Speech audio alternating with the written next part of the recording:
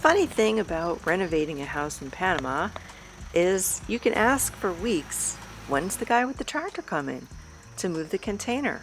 When's the guy with the tractor coming? And then one day he just shows up. Thankfully, it was a sunny day and we didn't have any rain, and I didn't even get a phone call that the guy was going to be there. But as I was driving to the site, that's what I saw. And let me tell you, it was pretty amazing. And now I want one of these tractors because he makes it look so easy moving that container. And the tractor itself looks like a prehistoric creature. I can definitely see the appeal for wanting these big toys. 4x4 trucks and tractors. I could definitely see the appeal. My next step up for my car is just going to be all-terrain tires, because there's so many dirt roads and so much mud and rain that we drive through. So they were moving this slowly but surely, and at times got a little bit close to the house. But one of the main differences about having this done here in Panama and having it in the States is that in the US there would be paperwork, right? You'd have to have a permit for having the tractor come onto the property or even drive through the neighborhood. You'd have to have an insurance waiver. You'd have to have licenses, and just there'd be so much paperwork. It would just take a long time to get anything done. And this is basically, hey, we know a guy with a tractor, he'll come and do this. And I think I only paid him $90 maybe for an hour and a half.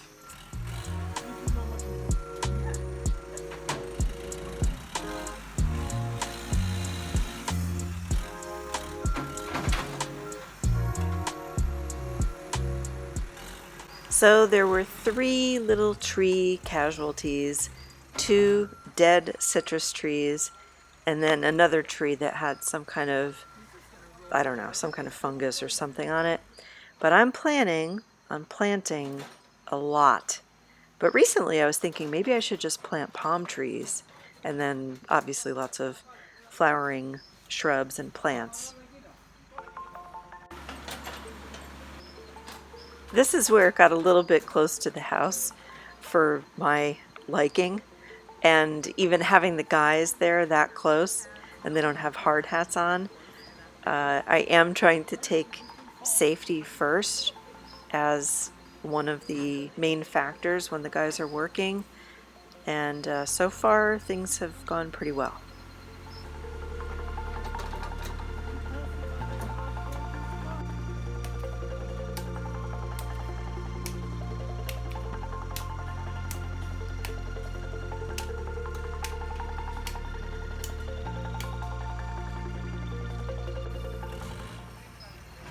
The idea for the container is that it will be kind of my deposito garden shed, and in front of it I'm going to have an arbor where there'll be some hanging vines, and then I can use that area for sheltered plantings, if I have new plants or seedlings.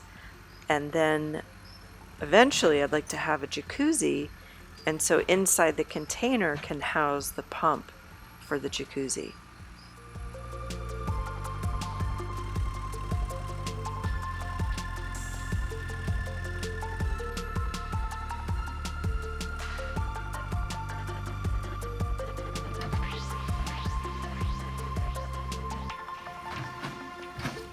After the container got moved, Tony and I were kind of laughing about how funny it is that you have an idea for something and then all this chaos that ensues to make it happen.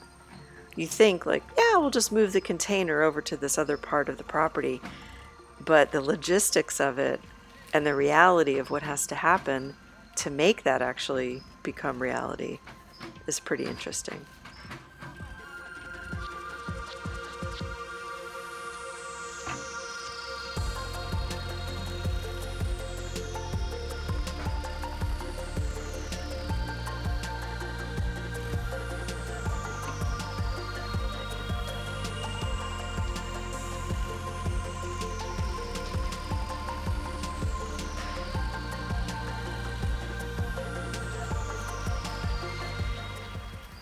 right about where the wheels of the tractor are right now between the bamboo, that is going to be a parking area that's going to be covered, and I'm going to use synthetic thatch as the covering because I love the look of the thatch, but I've been told that it's just really nasty, that, rats and bugs and spiders will make a home in it.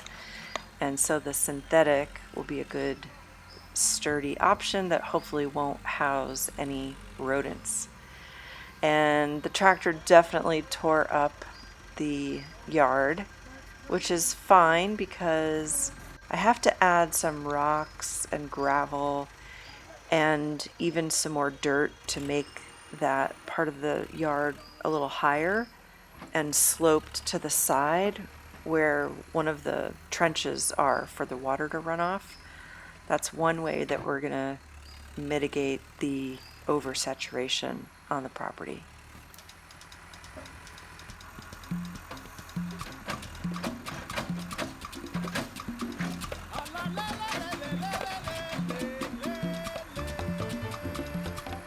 I think we were all a little bit surprised that the tractor didn't get stuck in the mud in the yard because you can see even the wheels are spinning around a little bit. I mean, it's really, really wet and muddy on that property. But that is one of the things. I'm going to add some compost to the soil, some larger gravel, and some big rocks, and lots of plants that soak up water. And hopefully that's going to get rid of some of that oversaturation issue.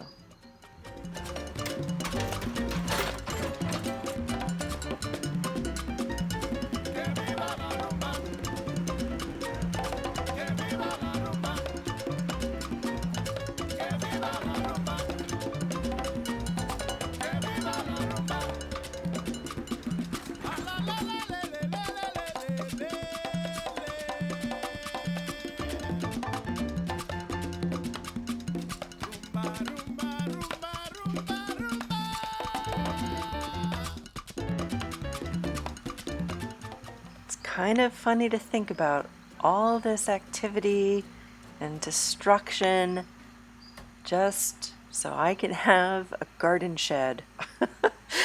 But I do think it's going to be pretty cool. And I think I'm going to paint the container like a light purple color possibly. And then there's this really pretty vine that grows locally with red and yellow flowers. I think that'll be really kind of cool to have the contrast of the purple and the red and the yellow.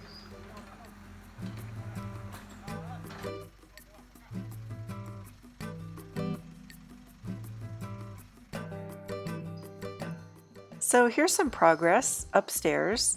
This will be entering into the bedroom, and then that's the closet to the right.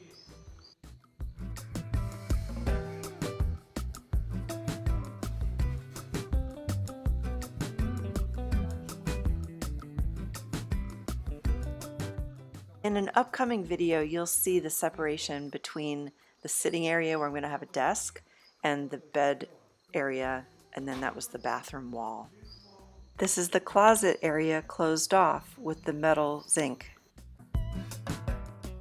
So many choices! Oh my goodness. And then you have stuff like this that looks like it's from the 1980s, but it's in a modern contemporary store. But this tile does not look very modern or contemporary. I haven't seen little accent backsplash tiles like this since the 50s or the 60s. And it goes up fast. But in Panama City, you can find more modern things. I found my couch.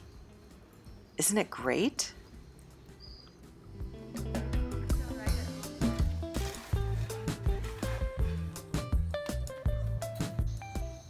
This is one of those really cool things about creating stuff, is that you definitely have to have an imagination and a vision. So, envision, if you will. This is the front of the second unit. This is going to be the front door and a hallway that you enter into. A few stray dogs have entered here. I see little footprints. That lump of dirt is the bedroom.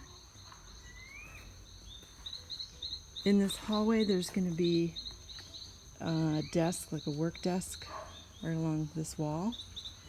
And then I have a really cool idea for the wall that's going to be right next to my house, because it's a very narrow space, and I think it's going to be a really cool feature.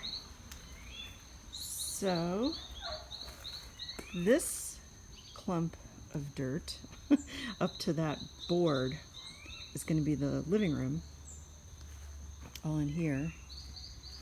And this is the bathroom. So there'll be an entrance from the bedroom and an entrance from the living room. And this will be the entrance door to the bedroom. And then there'll be windows on those walls and these walls.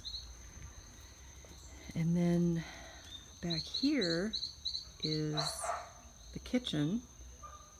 So that's going to be the kitchen area. And then there's going to be a patio. And I'm hoping that I can remove a section of that roof and make it the polycarbonate material that's a little more see-through, so that the light can come through. More updates coming. Thank you so much for watching. See you next time.